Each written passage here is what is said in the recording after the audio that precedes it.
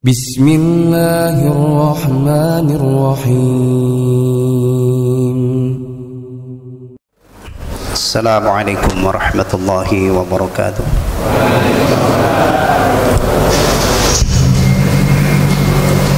Alhamdulillahilladzi akmala lana dinana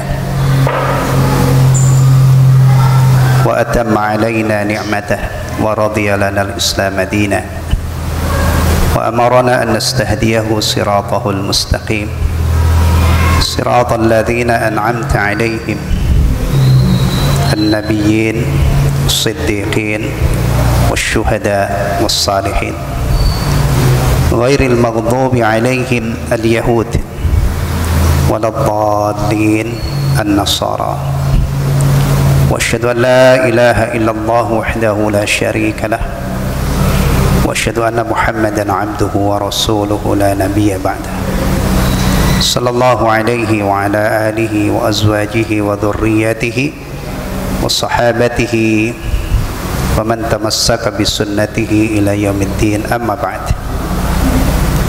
Jemaah sekalian, kaum muslimin wal muslimat, ikhwatal iman, rahimani wa rahimakumullah. Malam ini kita akan melanjutkan menelaah syu'abul iman, cabang-cabang iman atau bagian-bagian iman. Insyaallah kita masih melanjutkan rukun atau bagian iman yang kedua, al-iman bi Rasulillahi azza wa jalla alaihim salawatullahi wassalamuhu jami'an. Pada kajian yang lalu bagian ini kita kembangkan, kita perluas ya. Kalau yang ada di kitab itu hanya disebutkan ats-tsani min syu'abil iman, bagian iman yang kedua atau cabang iman yang kedua, beriman kepada utusan-utusan Allah. Kemudian kita kembangkan merujuk kepada penjelasan Syekh Ibnu Utsaimin rahimahullah tentang madmun atau substansi daripada al-iman bir rusul, di mana beliau rahimahullah menjelaskan bahwa al-iman bir rusul itu mencakup 4 hal. Al-imanu bir rusul yatadammanu arba'ata umur. Beriman kepada utusan-utusan Allah itu mencakup 4 perkara. Ini yang merupakan isi dari al-iman bir rusul. Yang pertama, al-imanu bi anna risalatihim haqqun minallahi ta'ala. Ini sudah kita bahas ya, mengimani bahwa kerasulan mereka itu hak, benar-benar ya, dari Allah tabaraka wa ta'ala ya. Setiap orang yang sudah dinyatakan oleh Allah subhanahu wa ta'ala sebagai rasulnya, wajib kita imani bahwa beliau adalah benar-benar utusan Allah. Kemudian yang kedua, al-imanu bima alimna asmahu minhum bismi, mengimani nama-nama Rasul yang sudah kita ketahui. Nama ya, kalau Allah subhanahu wa ta'ala atau Rasulullah sallallahu alaihi wasallam menyebutkan nama seseorang yang dinyatakan oleh Allah atau oleh Rasulullah bahwa beliau adalah utusan Allah, maka kita harus imani nama orang tersebut ya. Alhamdulillah kita mengenal nama-nama para anbiya wal mursalin. Bahkan sebagian nama itu diabadikan sebagai nama orang-orang Islam atau nama anak-anak kaum muslimin. Ada yang dinamai Ismail, ada yang dinamai Ibrahim, ada yang dinamai siapa lagi? Muhammad, tentunya banyak banget ya. Nama-nama yang lain. Kemudian yang ketiga, tasdiqu ma sahha anhum min akhbarihim, membenarkan berita-berita yang sahih dari mereka alaihim salawatullahi wassalam. Kalau kita bicara berita yang sahih, tentunya semua berita yang bersumber dari Rasulullah sallallahu alaihi wasallam, ya, kalau itu benar-benar bersumber dari Rasulullah sallallahu alaihi wasallam, maka semuanya adalah pasti apa? Benar, dan kita berkewajiban untuk membenarkannya. Maka Rasulullah sallallahu alaihi wasallam itu disifati as-sadiqul masduq. As-sadiq, yang selalu berkata benar. Kalau beliau selalu berkata benar, berarti kewajiban umatnya apa? Membenarkan. Jangan sampai Rasulullah sallallahu alaihi wasallam sudah pasti sabda-sabdanya benar, tapi umatnya ragu-ragu, apalagi umatnya mendustakan atas nama tidak masuk akal. Kadang-kadang ya, atas nama tidak, apalagi biasanya orang menolak sabda Rasulullah itu macam-macam alasannya. Baik. Nah, ini yang keempat, ini yang kemarin belum saya bacakan, ini bagian yang luar biasa pentingnya, kaitannya dengan al-iman bir rusul, ya. Qala Syekh Ibnu Utsaimin rahimahullah, ar-rabi', yang keempat, al-amalu bi syari'ati man ursila ilaina minhum, mengamalkan syariat Rasul yang diutus kepada kita. Baik, perhatikan ini. Rasul itu banyak ya, yang kita ketahui nama-namanya saja berapa itu? 25. Tapi kalau berkaitan dengan masalah mengamalkan syariat Rasul yang diutus kepada kita, berarti ini syariat yang diajarkan oleh siapa? Rasulullah Muhammad sallallahu alaihi wasallam. Ya. Kita meyakini Nuh itu utusan Allah, tapi kita tidak terkait dengan syariat yang diajarkan oleh Nuh alaihissalam. Ibrahim alaihissalam abul anbiya, imamul muwahhidin, Khalilullah. Ibrahim itu sebutannya abul anbiya. Kenapa? Karena keturunannya banyak yang dipilih oleh Allah menjadi nabi. Allahu Akbar. Makanya abul anbiya. Kalau sekarang ada nggak orang, seorang ayah anaknya 50, anaknya 40 itu gelarnya abul anbiya, ada nggak? Ya nggak mungkin lah, ya. Maka ini istimewa banget ya. Itu juga utusan Allah. Tapi syariat yang kita diwajibkan untuk mengamalkan bukan syariatnya Nabi Ibrahim, tetapi syariat yang diajarkan oleh Rasulullah Muhammad sallallahu alaihi wasallam, ya. Makanya ini yang harus diperhatikan ya. Secara umum kita mengimani semua nabi dan rasul, tidak boleh kita pilih-pilih. Tapi kalau masalah mengamalkan syariat, ini kita punya keterkaitan yang istimewa dengan Rasulullah Muhammad sallallahu alaihi wasallam. Ya. Wa huwa khatimuhum. Dia adalah rasul yang terakhir. Ya. Penutup para rasul, Muhammadun sallallahu alaihi wasallam, yaitu Muhammad sallallahu alaihi wasallam, al-mursalu ila jami'in nas, yang diutus untuk segenap umat manusia. Ini ikhwatal iman, perhatikan baik-baik. Di sini ada poin yang sangat penting. Kewajiban kita yang paling pertama, yang paling pokok, ya, terhadap Rasulullah Muhammad sallallahu alaihi wasallam adalah nu'minu bi annahu abdullahi wa rasuluh. Kita mengimani bahwa beliau itu adalah hamba Allah dan utusannya. Hamba Allah ya. Ketika kita meyakini bahwa beliau hamba Allah, Ini berarti kita mendudukkan hamba Allah dan utusannya, ya. Berarti kita mendudukkan beliau pada suatu posisi yang sangat pas, tidak kurang tidak lebih. Perhatikan, sikap manusia terhadap Rasulullah itu macam-macam. Ada yang meremehkan, sama sekali tidak menghormati beliau, tidak memuliakan beliau, tidak meyakini, tidak mengimani kalau beliau itu utusan Allah. Ya, orang yang seperti ini pasti kafir lah. Tidak syak lagi, ya, kalau orang tidak beriman bahwa Muhammad bin Abdullah bin Abdul Muttalib Al-Qurashi Al-Hashimi sebagai utusan Allah, tidak mungkin orang ini dikatakan mukmin. Karena di antara rukun iman itu adalah beriman kepada utusan-utusan Allah. Ini yang sedang kita bahas, ya.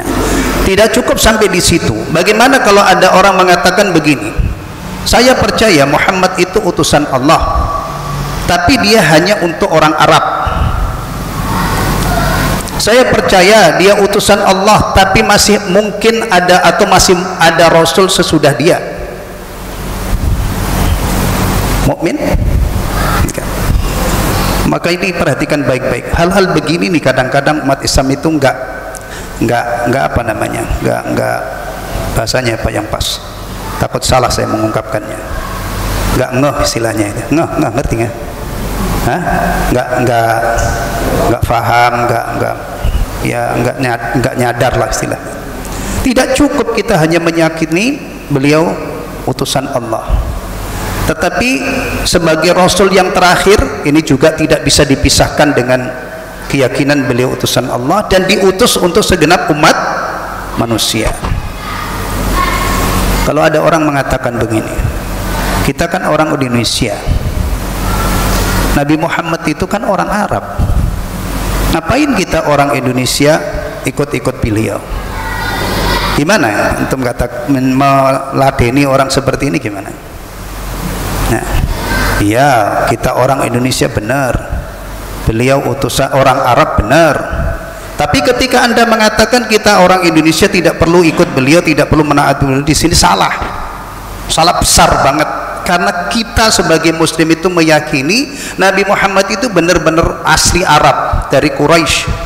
Ya, Quraisy itu adalah kabilah yang paling istimewa. Tapi masalahnya Allah pilih beliau itu sebagai Rasul untuk segenap umat manusia di sini. Maka orang Islam itu harus tangkas, ya, tangkas, cerdas dalam urusan keislamannya. Kalau ada orang ganggu-ganggu kita begitu, kita mestinya harus bisa nangkis, ya. Ya, ini syubhat ecek-ecek sebenarnya ini kalau begini, ya. Kalau ada orang mengatakan ajaran Rasulullah itu ajaran Arab, itu benar-benar gak paham. Rasulullah itu tidak mengajarkan ajaran Arab, bahkan kebiasaan-kebiasaan orang Arab banyak yang direvisi oleh Rasulullah SAW.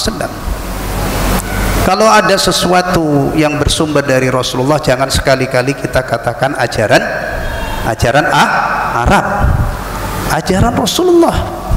Berarti ajaran Islam berlaku untuk seluruh umat manusia, ya. Misalnya adab makan yang diajarkan oleh Rasulullah, makan bismillah, mulai dengan bismillah, makan dengan tangan kanan, ya kan? Kemudian selesai makan ucapkan alhamdulillah. Ini bukan ajaran untuk orang Arab, karena diajarkan oleh Rasulullah. Berarti orang Islam dimanapun saja berada mestinya adab makannya seperti itu. Persoalan yang dimakan beda-beda itu nggak masalah, ya. Tidak boleh dipaksa orang Indonesia makan apa? Kebuli. Ya udah, nikmati makanan yang ada di negeri kita ini yang halal, tidak perlu ke Arab-Araban untuk urusan makanannya, ya kan? Tapi kalau antum pengen coba makanan Arab juga nggak ada salahnya, maksudnya nggak boleh dilarang. Tapi masalah makanannya, jenis makanannya, orang Arab itu malah kalau kesini itu masya Allah senang banget dengan makanan Indonesia. Iya, tapi cara makannya di sini ajarannya alamiah. Di Eropa, di Timur Tengah, di Asia Tenggara, di Amerika, Di kutub ada orang Islam nggak? Ada di kutub itu. Saya pernah lihat ada masjid itu dibawa dari mana itu ya, Kutub, diangkut ke kutub utara, nggak taunya di sana ada komunitas muslim, ada masjidnya juga. Masya Allah, Islam itu sudah menyebar sampai ke kutub ya. Nah, tentunya yang di kutub tidak seperti kita ya. Kalau di kutub kayak saya cuman pakai baju sama sarung gimana? Hah? Ya beku lah, nggak bisa rukuk. Sekalinya rukuk nggak bisa bangun. Allahu Akbar. Nah, ini tiga itu harus disatukan ya. Beliau hamba Allah dan utusannya. Tadi saya cerita bahwa sikap manusia yang pertama ini meremehkan ya, tidak percaya beliau utusan Allah. Maka sebagian orang itu, Masya Allah, kadang-kadang kita mendengar mencaci maki Rasulullah ya, ini sangat menyakitkan hati kita tentunya. Ada yang gulu itu berlebih-lebihan. Nah, ini yang harus kita waspadai. Sampai misalnya menyifati Rasulullah SAW dengan sifat Allah. Misalnya Rasulullah mengetahui yang gaib. Kecuali kalau begini, Rasulullah itu mengetahui yang gaib kalau Allah Subhanahu wa taala berkehendak untuk memperlihatkan yang gaib itu kepadanya. Nah, itu benar. Tapi kalau mutlak Rasulullah SAW mengetahui yang gaib, itu berarti sudah setara dengan siapa? Allah. Dan ini ghulu. Yang pas itu tadi, ketika kita meyakini bahwa beliau hamba Allah dan utusannya, berarti kita mendudukkan beliau dalam posisi yang sangat pas sebagaimana Allah mendudukkan beliau, gak kurang gak lebih ya, tidak meremehkan dan juga tidak berlebih-lebihan. Nah, ini penjelasan beliau ada, kalau kita simpulkan ya, jadi mengamalkan syariat Rasul yang diutus kepada kita, yaitu Rasul yang terakhir Muhammad sallallahu alaihi wasallam, diutus untuk segenap umat manusia. Kemudian Syekh Ibnu Utsaimin rahimahullah menukil firman Allah dalam surah An-Nisa 65. Qala Allah Ta'ala, fala wa rabbika la yu'minuna hatta yuhakkimuka fima shajara bainahum thumma la yajidu fi anfusihim harajan mimma qadaita wa yusallimu taslima. Maka demi Rabbmu, demi Tuhan, la yu'minuna, mereka tidak beriman, hatta yuhakkimuka, sampai mereka atau sebelum mereka menjadikan kamu sebagai hakim, fi masyajara bainahum, dalam perkara yang diperselisihkan di antara mereka, thumma la yajidu fi anfusihim haraja, kemudian mereka tidak mendapati rasa keberatan dalam hatinya, mimma qadaita, terhadap apa yang kau putuskan, wa yusallimu taslima, dan mereka pasrah pasrahnya ya, mereka ridho seridho-ridhonya. Ini yang harus kita biasakan ya. Kita ini muslim, maka mari kita taati Rasulullah, kita amalkan syariatnya ya. Syariat Islam itu sempurna ya. Kalau diri kita ini kita ikatkan dengan syariat Islam, itu mestinya seluruh urusan hidup kita itu terkait dengan syariat yang sempurna ini, mulai dari akidah, ibadah, akhlak, adab ya. Jadi antum jangan alergi dengan kata syariah ya. Nah, syariat Islam itu rahmat yang paling besar dari Allah Subhanahu wa taala untuk kita ya, ditetapkan oleh Allah sebagai jalan untuk menuju keridhaan Allah, menuju surga Allah Subhanahu wa taala. Coba antum merenungkan, kegiatan orang Islam apa ya yang tidak ada aturannya dalam syariat Islam? Apa? Coba apa? Dari kita sejak lahir sampai kita mati, bahkan pasca kematian kita, apa yang tidak diatur oleh Allah? Seluruh aktivitas kita. Nah, makanya ini kalau dibahas itu ya, dalam fikih misalnya, atau dalam akidah dulu ada rukun iman ya, itu materi pokoknya. Nanti dalam fikih itu mulai dari taharah, sholat, zakat, puasa, haji, sampai jihad, nikah dan lain sebagainya ya. Nanti dalam akhlak juga ada pembahasan yang panjang lebar, masalah adab ya. Coba apa yang tidak diatur dalam syariat Islam.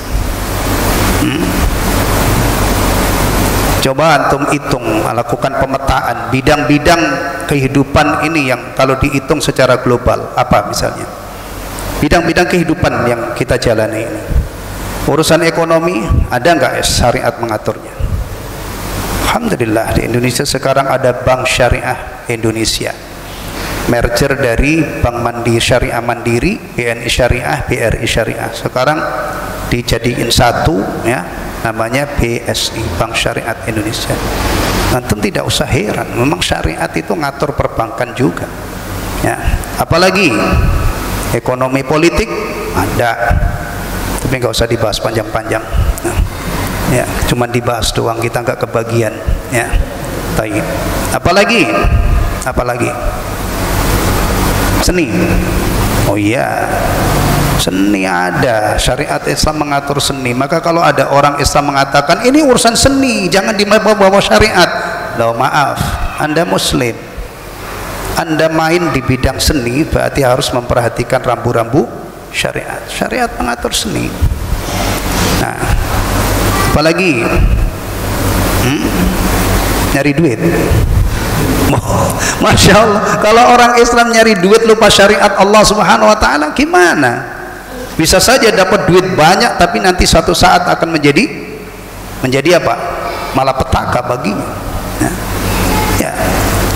Urusan aktivitas sehari-hari yang simpel-simpel, ya. Urusan tidur, ada nggak syariat Islam ngatur urusan tidur nggak? Hah? Matur, adabun naum, ya.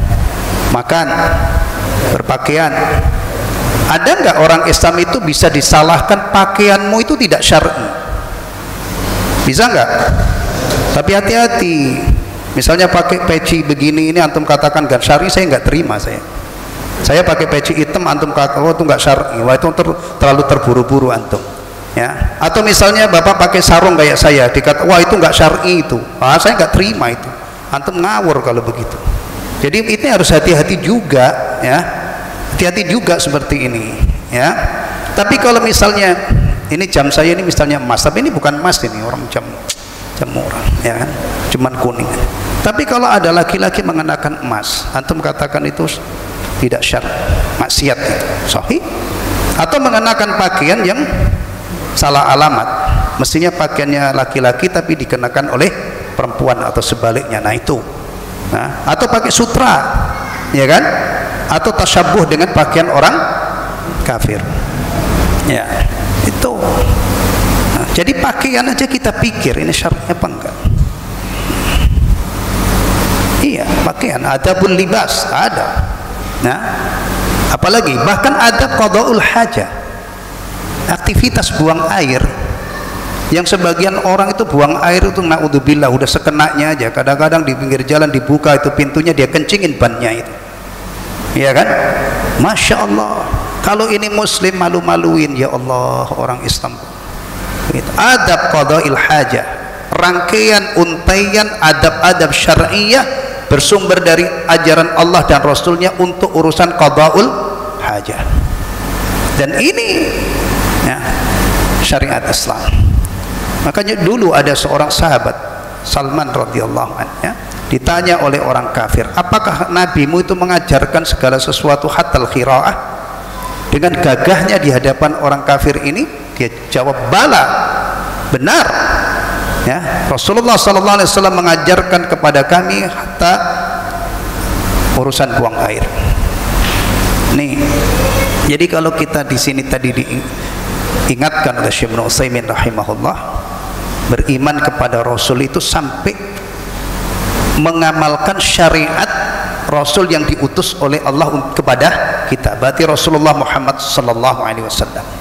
Dan ini fatal iman, kunci surga, ya. Maka antum belajar kitab ini juga, ya, 3 landasan utama, ya.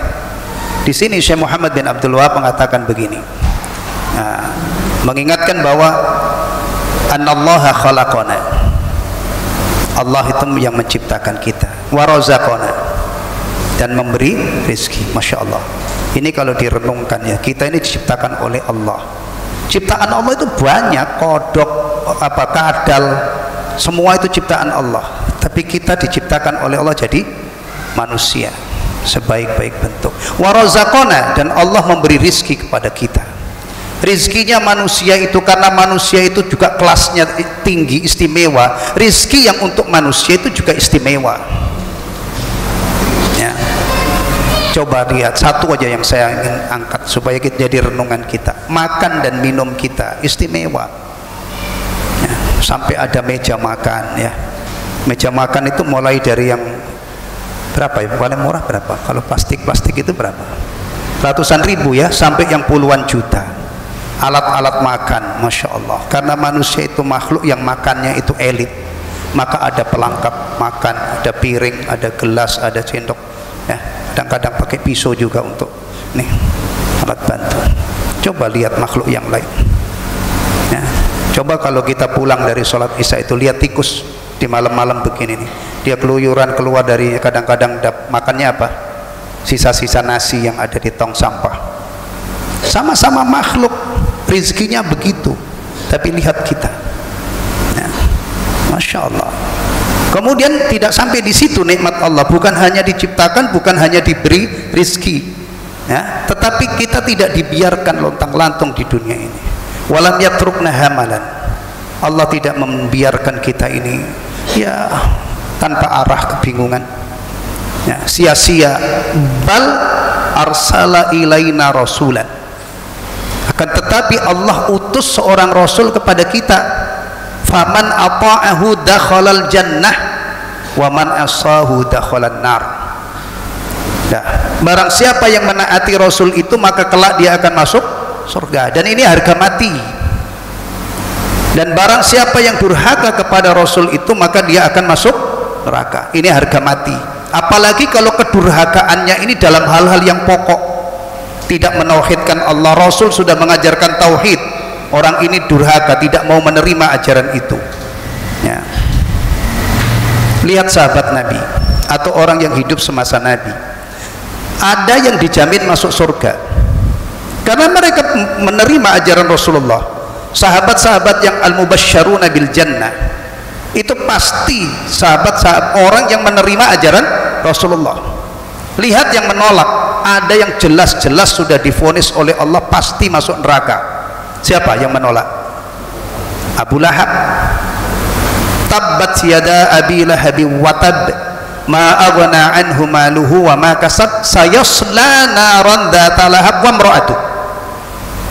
Abu Bakar As-Siddiq radhiyallahu an mubasysyaruna bil jannah, karena bertemu dengan Rasulullah, menyambut dakwahnya Rasulullah sallallahu alaihi wasallam, maka jadilah dia sahabat Nabi, sahabiyun jalil.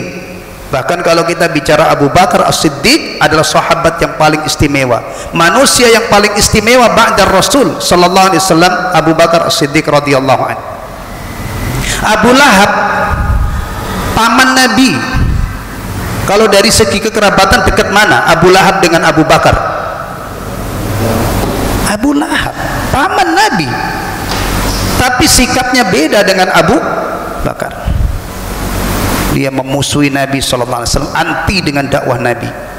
Nah, akhirnya divonis oleh Allah, sayasla naran dzatala wa mar'atuh. Suami istri kompak masuk neraka. Innalillahi wa inna ilaihi raji'un. Ya, padahal ini pamannya Nabi. Taib. Jadi masalah taat kepada Rasulullah sallallahu alaihi wasallam ini kunci, ya, kunci kebahagiaan. Dan coba ya bayangkan,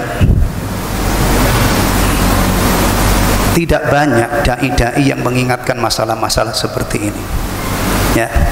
Kadang-kadang dakwah itu di pucuk-pucuknya gitu, tapi bagian usulnya, bagian pokoknya tidak. Makanya banyak yang haus ilmu ini. Ketika ilmu ini ditebarkan, banyak yang ini yang saya cari. Alhamdulillah. Makanya Iqbal, respon kaum muslimin terhadap ilmu akhir-akhir ini luar biasa. Luar biasa, termasuk ilmu-ilmu dasar seperti ini, ya. Apalah artinya orang itu ibaratnya itu menekuni yang pucuk-pucuk itu, ya, tapi usulnya, bagian pokoknya itu tidak ada pada dirinya, ya. Baik. Ini ikhwatal iman, madmun ya. Madmun itu aslinya substansi, isi daripada iman kepada para rasul yang di dalam kitab Syu'abul Iman dicantumkan sebagai cabang keberapa itu? 2 ya. Nah, itu ada 4 tadi. Mengimani bahwa mereka itu benar-benar utusan Allah, mengimani nama-namanya, kemudian membenarkan berita-berita yang benar dari mereka, kemudian yang keempat adalah mengamalkan syariat. Ya. Kemudian berikutnya, ketika kita punya iman ini, alhamdulillah saya diciptakan oleh Allah jadi manusia. Kemudian Allah utus Rasulullah Muhammad SAW yang ajarannya itu sempurna, menerangi kehidupan kita. Ilmu itu cahaya ya, benar ya. Coba bayangkan kalau orang itu tidak punya ilmu syar'i, itu ibaratnya gelap kan. Ilmu itu nur. Nah, Rasulullah itu sumber nur. Maka ada yang memuji Rasulullah, anta syamsun, anta badrun, anta nurun fawqa nur. Ya. Ada pujian itu. Anda bagaikan matahari. Ini namanya tasbih balik. Jadi Rasulullah itu diumpamakan seperti matahari. Anta syamsun, Anda adalah matahari.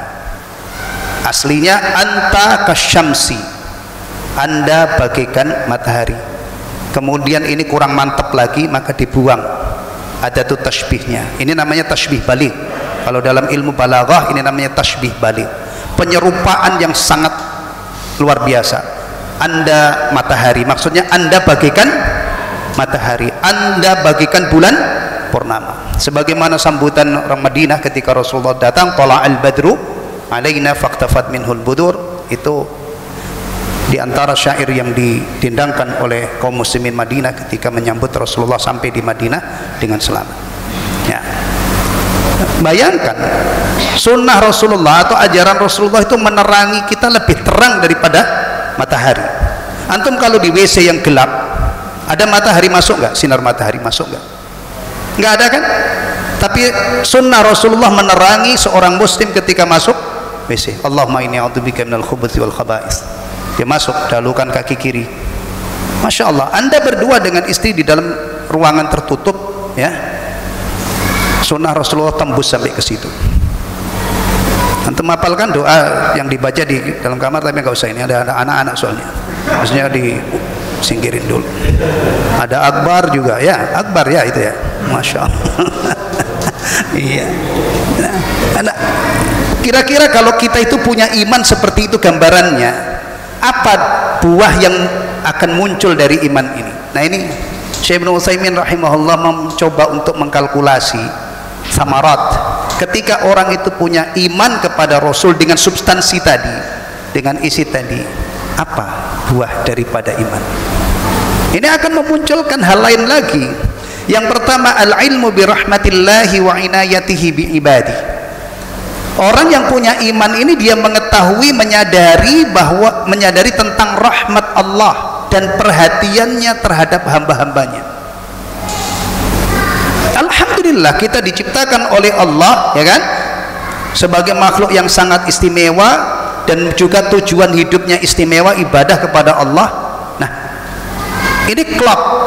Kalau tidak diutus Rasul yang membimbing kita, bagaimana kita? Jadi dengan adanya iman ini kita bersyukur kepada Allah atas nikmatnya, atas rahmatnya, di mana Allah sangat memperhatikan kita dengan diutusnya. Orang Islam itu jangan apa-apa itu dihitung materi, ya. Ada orang miskin, enggak, ini hidupnya masya Allah gerutu melulu. Apa dosa saya miskin? Ya Allah, memang aib apa jadi orang miskin? Ya, orang Islam itu sekali tempo itu menghargai nikmat Al-Quran, itu nikmat yang luar biasa. Diutusnya Rasulullah itu nikmat yang luar biasa. Nah, kalau orang Islam itu yang dianggap nikmat itu hanya rumah mewah, mobil mewah, kemudian dia nggak sampean, nggak mendapatkan itu, akhirnya hidupnya itu ya Allah sumpah melulu, ya. Bahkan kadang-kadang protes tadi kepada Allah, ya. Sekali tempo seandainya kita ini nggak diberi apa-apa, tapi kita diberi taufik dan hidayah oleh Allah, ya, mudah nurut kepada Allah dan Rasulnya, itu adalah nikmat yang luar biasa. Meskipun miskin mungkin di satu sisi, ya, nggak aib orang Islam menjalani hidup miskin. Yang aib itu kalau males, nggak mau berusaha, kemudian saya mah siap miskin. Wah, ini mah bukan siap miskin, ente males. Nah, itu baru aib. Orang males itu prestasinya apa? Orang males itu, orang-orang yang menjadi bintang dunia itu nggak mungkin ada yang males, ya. Yang jadi bintang olahraga, bintang bola ya karena dia rajin main latihan main bola, kan gitu, ya. Insya Allah yang rajin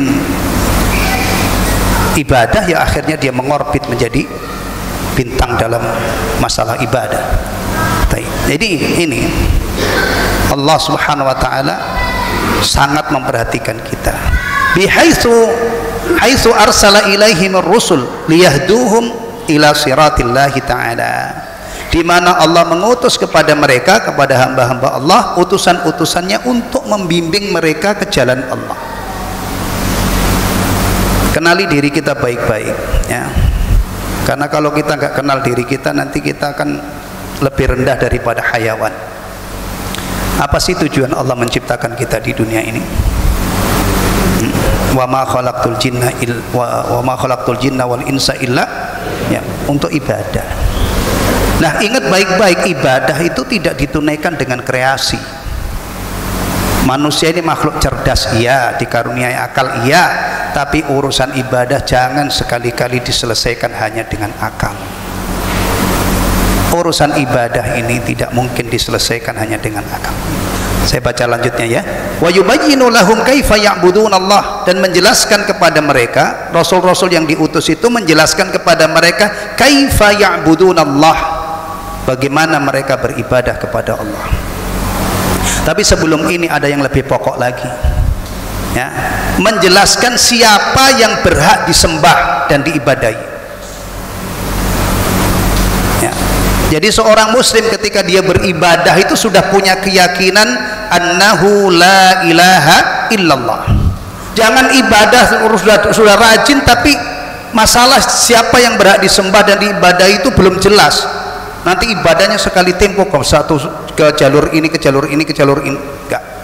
Bicara ibadah itu yang pokok adalah keyakinan kita bahwa yang berhak disembah dan diibadahi itu hanyalah Allah. Dan ini yang disampaikan oleh para rasul. Nah, dan di titik ini juga resikonya sangat besar. Ibrahim alaihissalam dibakar oleh Namrud gara-gara dakwah tauhid, mendakwahkan la ilaha illallah, ya kan. Musa alaihissalam berurusan dengan Fir'aun, ya, laknatullahi alaih, juga bermasalah ini. Rasulullah sallallahu alaihi wasallam yang tadinya tidak pernah punya musuh sama sekali, sangat diterima oleh masyarakatnya, ya, ketika beliau menjalankan tugas sebagai Rasul. Fa'lam annahu la ayyuhan nas qulu la ilaha illallah tuflihu. Muncul gerombolan musuh-musuh Rasulullah.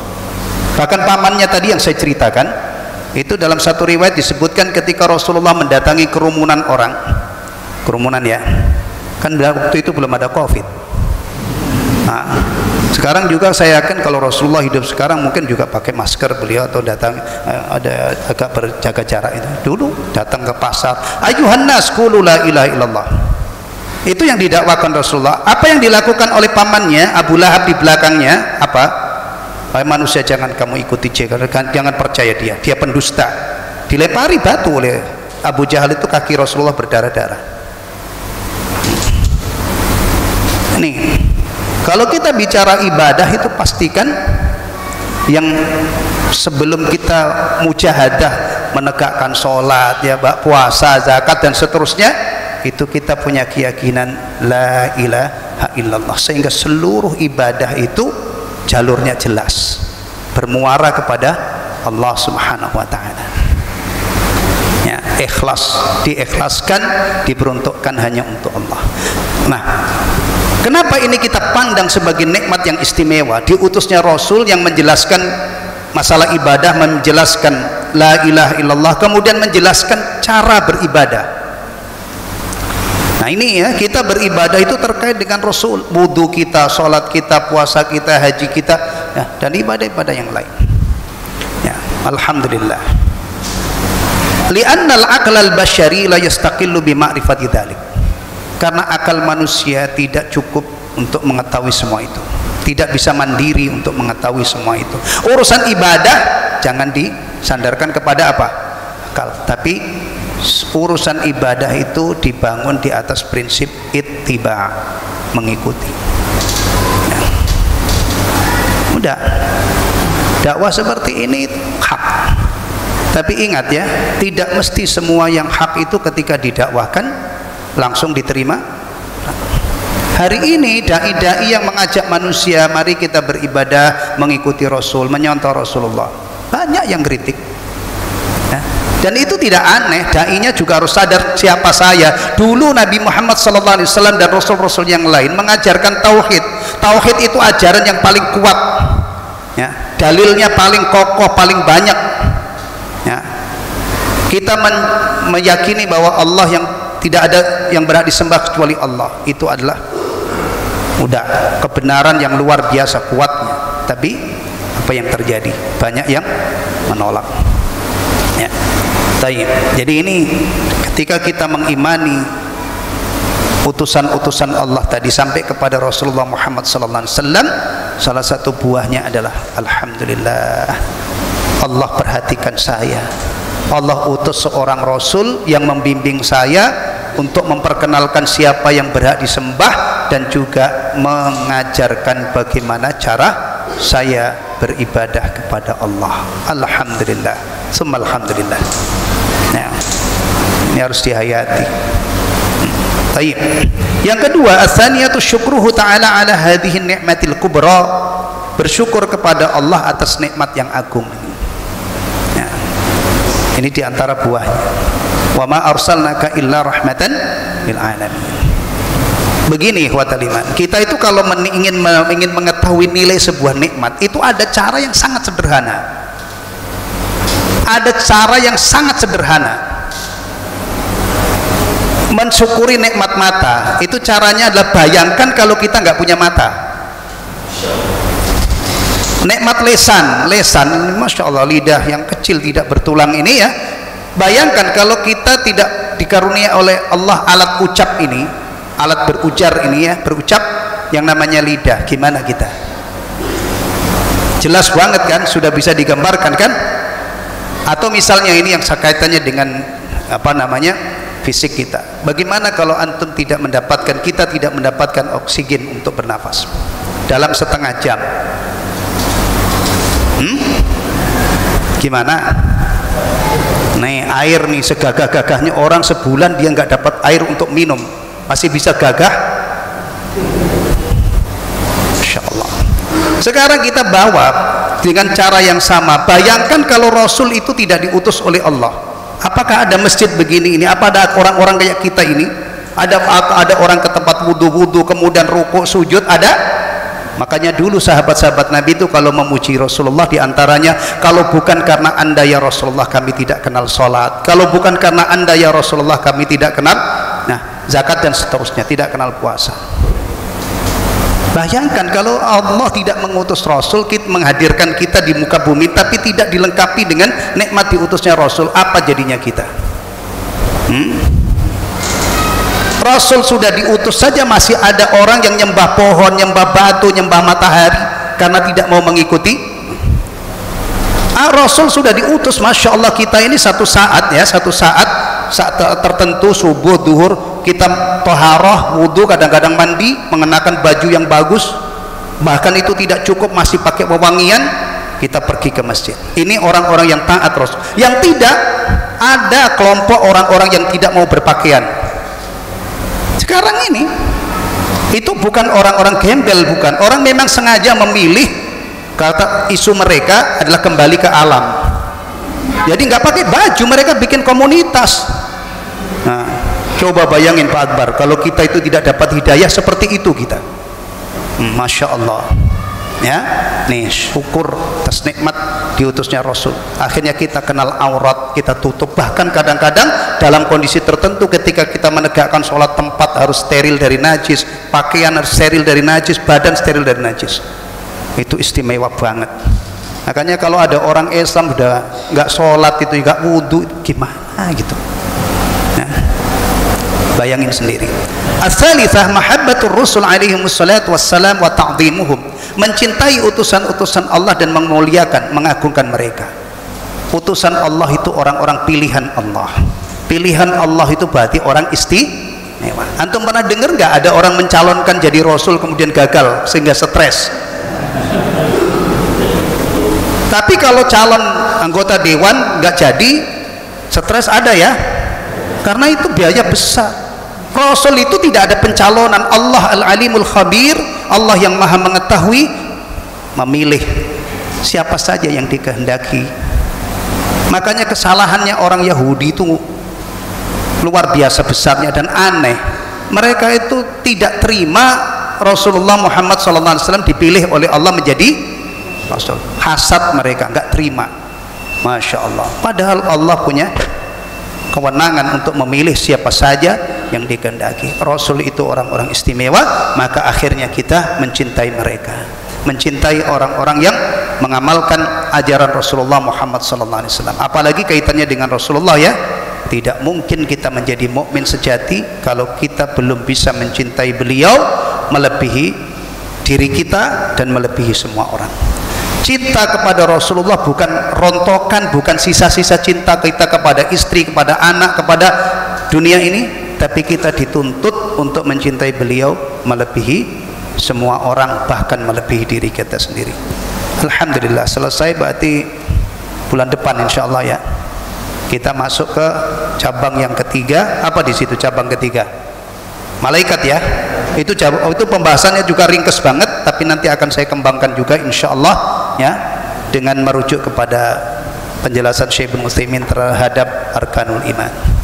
Wassallallahu ala nabiyyina Muhammadin sallallahu alaihi wasallam wa ala alihi wa ashabihi wasallam tasliman katsiran. Subhanakallahumma wa bihamdika asyhadu an la ilaha illa anta astaghfiruka wa atubu ilaik. Assalamualaikum warahmatullahi wabarakatuh.